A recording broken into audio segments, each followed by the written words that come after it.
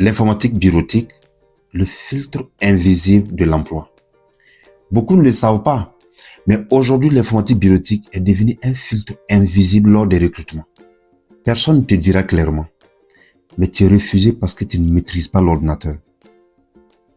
On te dira, on va vous rappeler, mais l'appel ne viendra jamais. Pourquoi? Parce que pendant l'entretien, on s'est rendu compte que tu avais des difficultés.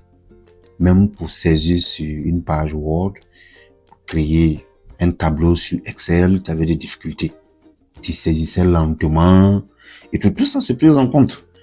La maîtrise de l'ordinateur est prise en compte pendant l'entretien.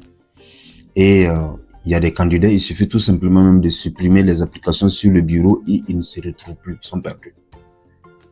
Et là, déjà, sans le savoir, tu t'es déjà fait disqualifier. Et pourtant, ce sont des choses très faciles à apprendre. Il suffit seulement de te faire former. Lors des entretiens, j'ai vu des candidats qui étaient très brillants sur le papier, mais qui étaient incapables d'envoyer un mail. À côté, il y avait un candidat qui sur le papier, qui n'était pas assez diplômé, mais qui maîtrisait correctement l'outil informatique. Le choix est vite fait.